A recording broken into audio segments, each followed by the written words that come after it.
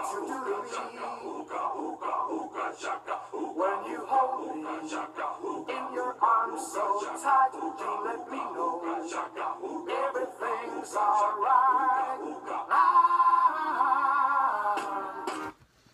So, Guardians of the Galaxy is the space opera film written and directed by James Gunn and follows Star-Lord, the legendary space outlaw, who's a 1980s kid from Earth, and he's forced into banding together with Gamora, Drax the Destroyer, Rocket Raccoon, and Groot, as they face up against the space pirates led by Yondu and the villainous Ronan the Accuser.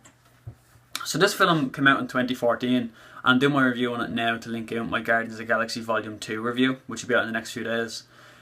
But anyways, leading up to the release of this movie, originally I was unbelievably excited, to the point where I get goosebumps even thinking about watching it. Like, I was so excited.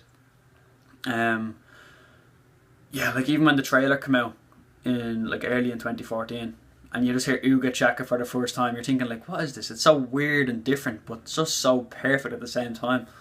And easily one of the best trailers ever made of all time. Like, it's just great trailer.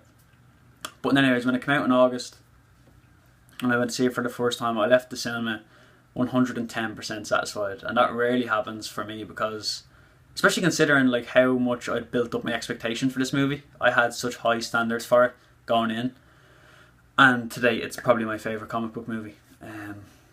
But anyways, that's enough about me gushing about how it makes me feel. Yeah, and the direction by James Gunn is perfect for this weird and quirky universe, because he is such a weird and quirky kind of director.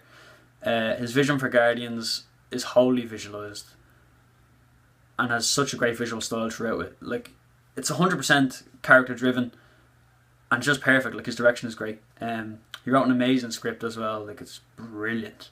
That hits on every single emotional level it could. It pulls on your heartstrings right from the beginning when you see Star-Lord being kidnapped and what happens to his parents. I won't really say anything else because I want to keep this as spoiler free as I can. But from right from the beginning to the very end, it's an emotional roller coaster.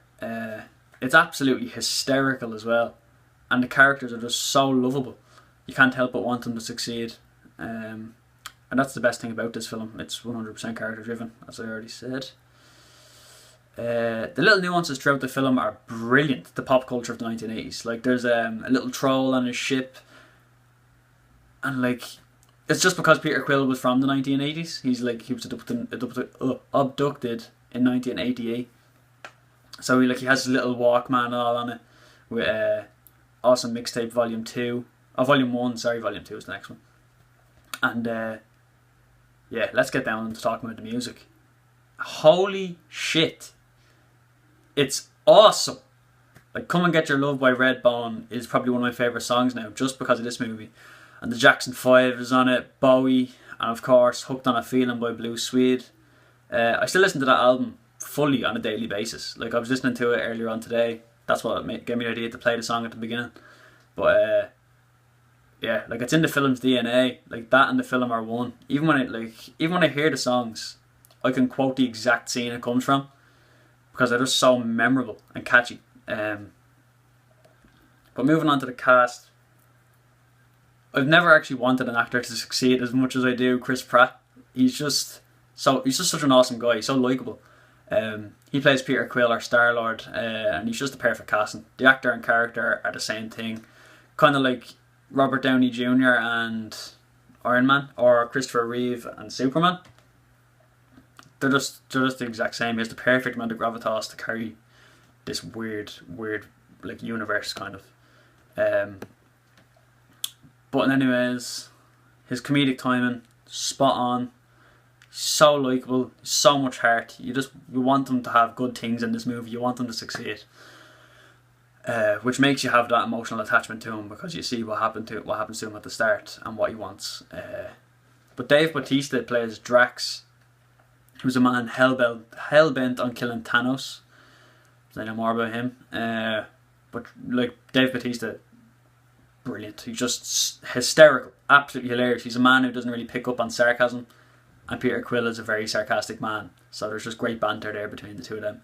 And anyway, Zoe Saldana plays the daughter of Thanos, I'm not going to say much more, but she is awesome in this movie. Awesome. Like, they could almost make a whole movie just based around Gamora. She's just great. Bradley Cooper, of all people as well, plays Rocket. You don't even realise that he plays the talking raccoon Rocket. It's just great.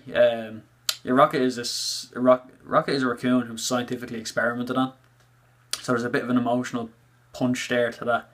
That's easy to grab onto. And also, Vin Diesel delivers a performance of the ages by just saying 3 words. Funnily enough, I am Groot. That's it. I'm not going to say anything else about him. You need to see it if you haven't seen it already. He's perfect. He's kind of like the Iron Giant. It's like a performance like that. But I think this one's better because you don't really get to hear, or you don't really get as much Vin Diesel. It also stars Glenn Close, Benicio del Toro, John C. Reilly, and who else? Matthew Brolin as well as Thanos. But there's a ton more as well. You spot people from everywhere. But everybody delivers on every level, apart from Lee Pace as Ronan the Accuser. He doesn't really pack that punch that you'd want him to. He's not as threatening, he's not as scary or as villainous as you'd want it. There's no real threat behind him because you know pretty much he's just Thanos' bitch. Like, you know there's someone bigger out there.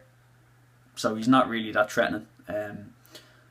Perhaps that's studio involvement, like, because every Marvel villain sucks pretty much. But yeah, the film is freaking awesome.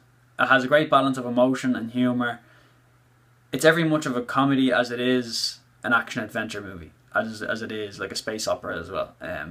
Had me curled over laughing from beginning to end, from laughing so hard. They're just... The special effects are amazing.